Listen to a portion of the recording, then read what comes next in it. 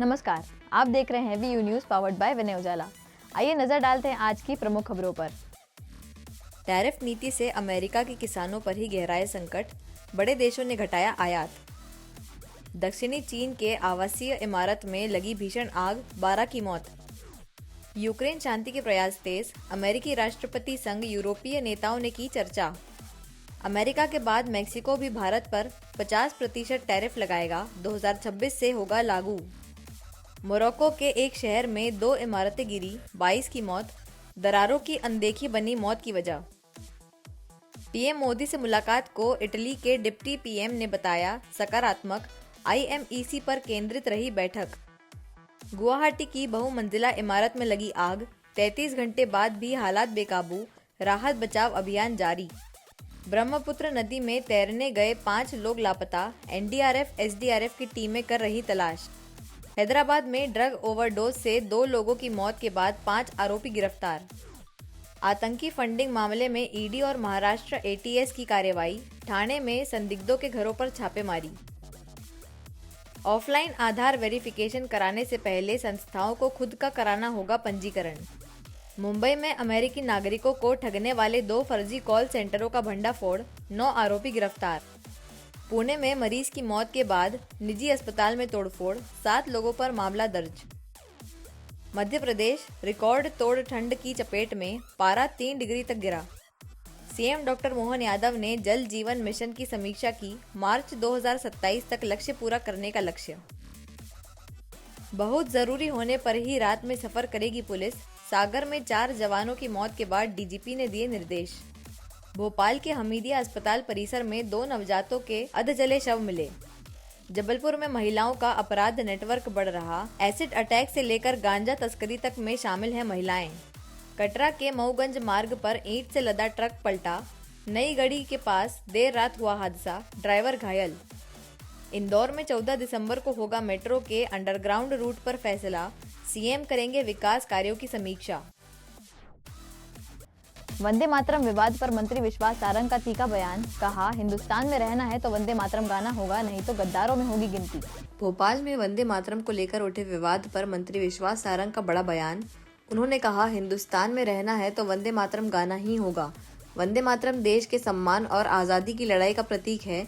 इसे गाने में हिचकिचाने वाले गद्दारों की श्रेणी में आते हैं। सारंग ने कहा धर्म विशेष का मामला नहीं, अब्दुल कलाम और अशफाक उल्लाह जैसे महान लोग भी वंदे मातरम गाते थे। जो लोग धर्म के नाम पर राजनीति कर तुष्टीकरण का माहौल बनाना चाहते हैं, उन्हें साफ संदेश, यह अब देश में नहीं चलेगा। राष्ट्रीय सम्मान है जिसको गाते हुए, गुनगुनाते हुए, आत्मसात करते हुए हमारे करोड़ों करोड़ों क्रांतिकारियों ने इस देश की आजादी के लिए अपना सर्वस्व न्यौछावर किया। ये वंदे मातरम आजादी का प्रतीक है, आजादी की लड़ाई के संघर्ष का प्रतीक है। जो लोग ये कहते हैं कि वंदे मातरम नहीं गाएंगे, वो गद्दारों की श्रेणी में है। और यदि हिंदुस्तान में रहकर वंदे मातरम गाने में परहेज है तो पाकिस्तान चले जाओ। फिरका परस्ती की बातें करना, धार्मिक उन्माद फैलाना, तुष्टीकरण की राजनीति करके चुनाव लड़ना और जीतने की कोशिश करना, यह अब इस देश में नहीं चलेगा। मैं फिर कहूंगा, जो वंदे मातरम नहीं गाता वो गद्दार है। ये धर्म विशेष का मामला नहीं है। अब्दुल कलाम साहब ने भी वंदे मातरम गाया, अशफाक उल्लाह जी ने भी वंदे मातरम गाया। और ये अब इस तरह की बातें करके यदि धार्मिक उन्माद फैलाना चाहते हैं तो ये नहीं चलेगा। और यदि गद्दारों को यदि वंदे मातरम गाने में परहेज है तो वो जाए और पाकिस्तान की नागरिकता ले ले। हिंदुस्तान में रहना है तो वंदे मातरम गाना ही होगा। भोपाल में वंदे मातरम को लेकर सियासत तेज, रामेश्वर शर्मा का आरोप है कि विपक्ष दोहरी राजनीति कर रहा है, राष्ट्रगीत पर आपत्ति उठाकर दे रहा है गलत संदेश। भोपाल में वंदे मातरम को लेकर सियासत तेज है। बयानबाजी के बीच बीजेपी नेताओं ने कहा है कि विपक्ष चुनाव के समय दोहरी राजनीति करता है। एक तरफ धार्मिक कार्यक्रमों में शिरकत करता है और दूसरी तरफ राष्ट्रगीत वंदे मातरम को लेकर आपत्तियां उठाता है।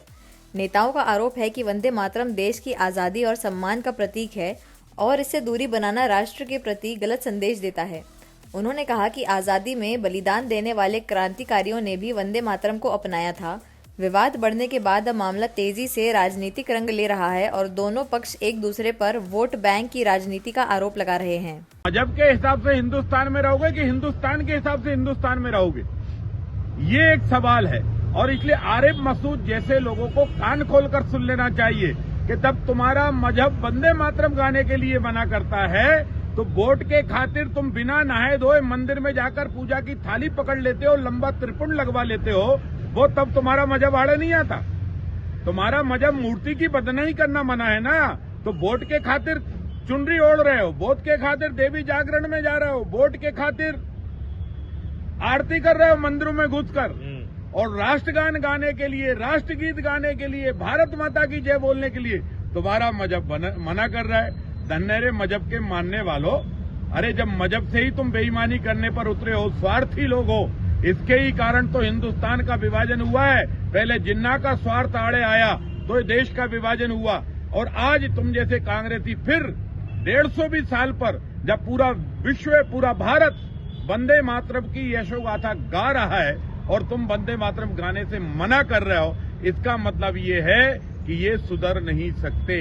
ये आज भी जिन्ना की मानसिकता लेकर चल रहे हैं। अब हिंदुस्तानियों को सोचना है कि जो तुम्हारा राष्ट्रगान ना गाए, जो तुम्हारा वंदे मातरम गीत, राष्ट्रगीत ना गा पाए, जो भारत माता की जय ना बोल पाए, वो भारत माता के प्रति वफादार होगा या पाकिस्तान के टुकड़ों पर पलने का काम करेगा। कांग्रेस का सरकार पर बड़ा हमला। जीतू पटवारी बोले 101 सरकारी संपत्तियां बेचकर भी रोज कर्ज ले रही है सरकार। मुख्यमंत्री हेलीकॉप्टर और विदेश यात्राओं पर उड़ा रहे हैं करोड़ों रुपए। भोपाल में पीसीसी चीफ जीतू पटवारी ने सरकार पर गंभीर आरोप लगाए हैं। पटवारी ने कहा कि सरकार ने अब तक 101 सरकारी संपत्तियां 1100 करोड़ में बेच डाली, लेकिन फिर भी कर्ज चुकाने के लिए रोजाना कर्ज लिया जा रहा है। दावा किया कि मुख्यमंत्री रोज 165 करोड़ का कर्ज, 25 लाख हेलीकॉप्टर और 3 करोड़ रुपए विदेश यात्राओं पर खर्च कर रहे हैं, जबकि किसान खाद के लिए लाइन में मर रहे हैं। वोटर लिस्ट को लेकर भी आरोप लगाया कि मेरी विधानसभा में 90,000 नाम हटाए जा रहे हैं। प्रशासन और चुनाव आयोग के सहारे सरकार चोरी कर रही है। सर्वविदित हुआ कि भारतीय जनता पार्टी ने, जब राहुल गांधी जी ये कहते थे वोट चोरी से ये सरकारें बनाते हैं, मध्य प्रदेश का भी उन्होंने उदाहरण दिया था। इस पूरी प्रक्रिया का जब समापन होगा तो इस बात का एहसास मध्य प्रदेश वासी करेंगे। अभी मेरी एक राव विधानसभा में लगभग 90,000 नाम कम हो रहे हैं। 90,000, 80,000 से 90,000। शहरी क्षेत्र में गोविंदपुरा हुई, शहरी क्षेत्र में नरेला हुई, शहरी क्षेत्र में अपने भोपाल की हुजूर हुई। ऐसे जितनी शहरी क्षेत्र की विधानसभाएं हैं उसमें इन्होंने इधर के वोट उधर, उधर के उधर, चुनाव आयोग और प्रशासन की ताकत से इन्होंने सरकार चोरी की है और इसका प्रमाण मिलने लगा है। ये कल भी अमित शाह जी ने कहा कि घुसपैठिया तय नहीं करेगा कि देश का प्रधानमंत्री और मुख्यमंत्री कौन होगा। तो मैं अमित शाह जी से कहना चाहता हूँ, डबल टिबल एक वोट डालकर वोट चोर भी तय नहीं करेंगे कि देश के और प्रदेश का प्रधानमंत्री और मुख्यमंत्री कौन होगा। अगर ऐसा होगा तो देश का संविधान खतरे में होगा। 90,000 जो वोट हैं वो जानबूझकर आपके क्षेत्र में काटे गए? नहीं, 90,000 वोट जानबूझ के ज्यादा बढ़ाए गए तो उसकी शिकायतें की है मैंने, उसके प्रमाण थे मेरे पास, आज भी उपस्थित है। चुनाव आयोग के रसीद है, उसमें 72,000 नाम हमने पहले पकड़ लिए थे जो इधर के उधर, उधर के उधर, वो अब इस SIR में कम हुए हैं। वहाँ पे कहीं पे नाम काटते हैं जिसमें कांग्रेस के मानसिकता के वोटर है, कहीं पे नाम डबल टिबल करते हैं जहाँ बीजेपी की मानसिकता के वोटर है। उसका प्रमाण है वो। मैं जब SIR पूरी होगी तो मैं चुनाव आयोग के पास फिर जाऊंगा कि जब ये नाम कम हुए और हमने ये आपत्तियां ली थी, बताओ आपने समय पे क्यों नहीं किया और इससे चुनाव प्रभावित हुआ, इसके लिए दोषी कौन है? ये कोर्ट का मसला बना। भोपाल में IAS संतोष वर्मा का मामला फिर गरमाया। पूर्व मंत्री PC शर्मा ने गंभीर आरोप लगाते हुए कहा, सरकार वर्मा को संरक्षण दे रही है, उनका IAS अवार्ड तुरंत वापस लिया जाए। भोपाल में IAS संतोष वर्मा का मामला एक बार फिर सियासत गरमा रहा है। पूर्व कानून मंत्री पीसी शर्मा ने आरोप लगाया कि सरकार संतोष वर्मा को संरक्षण दे रही है। उन्होंने कहा, अगर हर घर से संतोष वर्मा जैसे लोग निकलेंगे तो किसी बहन बेटी की सुरक्षा नहीं बचेगी। शर्मा ने दावा किया कि वर्मा पर हरदा और रीवा में भी महिला उत्पीड़न के केस दर्ज हुए, जेल तक गया और दबाव बनाकर आईएएस बना। उनका कहना है, वर्मा का आईएएस अवार्ड वापस लिया जाना चाहिए। सरकार के रिपोर्ट कार्ड पर भी पीसी शर्मा ने हमला बोले इसमें मंत्रियों की जानकारी भी शामिल की जाए। मंत्री विजय शाह की टिप्पणी, प्रतिमा बागरी के परिजनों का ड्रग कनेक्शन, ये सब भी रिपोर्ट कार्ड में दिखना चाहिए। जब हर एक घर से इस टाइप के आईएएस अधिकारी निकलेंगे संतोष वर्मा, तो ये मान के चलिए किसी भी घर की बहन बेटी सुरक्षित नहीं है, क्योंकि उनका जो अमर्यादित बयान था वो शब्दों में एक तरह से मैं समझता हूँ कि रेप था, और सरकार की शय पर ये सब हो रहा है, क्योंकि सरकार के कई विधायकों मंत्रियों ने भी उस पर आपत्ति दर्ज की, लेकिन आज 20 दिन हो गए नोटिस देने के बाद, उसके बाद भी कोई कार्रवाई नहीं हो रही है। इसका मतलब ये, क्योंकि ये बयान के साथ साथ बार बार मैंने कहा कि संतोष शर्मा एक नहीं कई कांडों में लिप्त थे, चाहे वो हरदा में, रीवा में और कई जगह महिलाओं से उत्पीड़न किया। ये जेल गए, जेल के पूरे जाने के और गिरफ्तारी के वीडियोस हैं, और गलत तरीके से जज और अधिकारियों पे प्रभाव डाल के ये आईएएस बने। तो सबसे पहली बात तो इनको आईएएस रहने का अधिकार नहीं है। सरकार इस पर कोई एक्शन नहीं ले रही है, इसका मतलब सरकार की शय है। इनके आईएएस जो है इनका ख़त्म होना चाहिए और इनके बर्खास्त करना चाहिए और एफआईआर होना चाहिए इनके खिलाफ। ये लगातार कई वर्गों के लोग मांग कर रहे हैं, लेकिन इसका ऐसा लगता है कि जिस तरह से सुप्रीम कोर्ट पे भी उन्होंने टिप्पणी कर दी, ये सब मध्य प्रदेश की सरकार की शय पे हो रहा है। भाजपा पिछड़ा वर्ग प्रकोष्ठ के पूर्व अध्यक्ष भगत सिंह कुशवाहा धोखाधड़ी में गिरफ्तार। समाज के आवंटित भवन को फर्जी दस्तावेजों से हड़पने का आरोप, 2 और नेता भी पकड़े गए। भोपाल के टीटी नगर थाना क्षेत्र में भाजपा पिछड़ा वर्ग प्रकोष्ठ के पूर्व प्रदेश अध्यक्ष भगत सिंह कुशवाहा को पुलिस ने धोखाधड़ी के मामले में गिरफ्तार किया है। आरोप है कि उन्होंने अंजलि कॉम्प्लेक्स स्थित कुशवाहा भवन को हड़पने के लिए फर्जी दस्तावेज तैयार किए और पिछले 15 वर्षों से वहां ऑफिस और गर्ल्स हॉस्टल चला रहे थे। इसी मामले में भाजपा नेता बाबूलाल भानपुर के बेटे सीताराम कुशवाहा और मोहन कुशवाहा को भी गिरफ्तार किया गया है। पुलिस का कहना है कि आरोपियों ने समाज के आवंटित भवन को निजी संपत्ति की तरह इस्तेमाल किया था।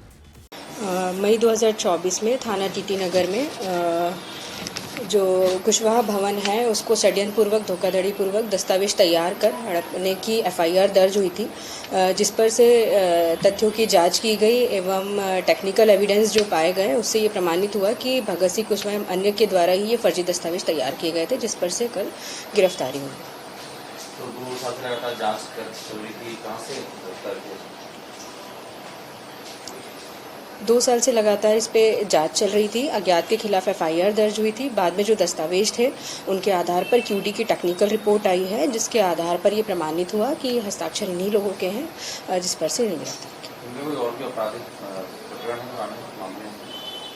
वो अभी देख रहे हैं। भोपाल में पड़ोसी पर जानलेवा हमला करने वाले आरोपी को पुलिस ने किया गिरफ्तार। दूसरा आरोपी कुणाल अब भी फरार, इलाके में दहशत कायम।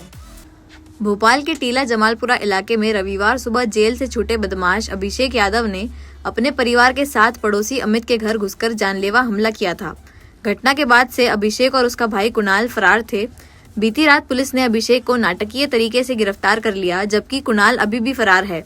अभिषेक के खिलाफ पहले से कई आपराधिक प्रकरण दर्ज हैं। वह सोशल मीडिया पर पुलिस को चुनौती भी दे चुका है। आरोपी की गिरफ्तारी के बाद भी पीड़ित परिवार में दहशत बनी हुई है। सर, एक चाकूबाजी का आरोपी गिरफ्तार किया गया है, क्या मामला था, विवाद का कारण? हाँ, हमने एक चाकूबाजी के आरोपी अभिषेक यादव को गिरफ्तार किया है टीला थाने में। 7 तारीख की घटना है। दिन में अभिषेक यादव और उसके परिवारजनों के साथ मिलकर इन लोगों ने और फरियादी के साथ में मारपीट की थी। उस मारपीट में जो फरियादी है, फरियादी के गाल में चोट आई थी, संभवतः धारदार हथियार से चोट पहुंचाई गई थी, जिस पर से हमने 324 का मामला पंजीबद्ध किया था। उसके पश्चात फिर जब मेडिकल रिपोर्ट आई तो हमने 326 की धारा का इजाफा किया। फिर ये हुआ, ये विवेचना में सामने आया कि वो जो है क्या बोलते हैं, फरियादी जो है, फरियादी SC/ST संवर्ग से ताल्लुक रखते हैं, तो उसमें फिर हमने SC/ST की धारा का इजाफा किया है। और इसमें विवेचना के पश्चात हमने 3 आरोपियों को गिरफ्तार कर लिया है। उसमें एक आरोपी शेष है और हम उन आरोपियों को, एक आरोपी को हम पूर्व में ही JR पे पेश कर चुके हैं। आरोपी माननीय न्यायालय के आदेश से JR पे है और 2 आरोपियों को हम आज पेश कर रहे हैं। तो किस बात की लड़ाई झगड़ा? इनका आपसी, जो 6 आरोपी हैं, आपसी एक दूसरे को नाम लेने और एक दूसरे को उलझाने के लेकर विवाद हुआ। कोए फिजा में पुरानी पानी की टंकी से 2 नवजात शिशुओं के अधजले शव मिले। फायर ब्रिगेड की कार्रवाई के बाद हुआ खुलासा, पुलिस ने मर्ग कायम कर जांच शुरू की। भोपाल के हमीदिया अस्पताल परिसर में उस वक्त हड़कंप मच गया जब एक पुरानी पानी की टंकी में 2 नवजात शिशुओं के अधजले शव मिले। बताया जा रहा है कि यह टंकी लंबे समय से कचरा फेंकने की जगह बन गई थी। सुबह आग लगने पर फायर ब्रिगेड ने जब आग बुझाई तो अंदर 2 शिशुओं के शव दिखाई दिए। एक शव लगभग 90% जला था जबकि दूसरा आंशिक रूप से। कोए फिजा पुलिस ने मर्ग कायम कर जांच शुरू कर दी है। 5 डॉक्टरों की टीम पोस्टमार्टम करेगी। PM रिपोर्ट से मौत का कारण स्पष्ट होगा। एक मामला आया है कोई फिजा में जहां 2 नवजात शिशुओं के जले हुए शव मिले हैं। क्या मामला था और अब तक की इन्वेस्टिगेशन क्या है?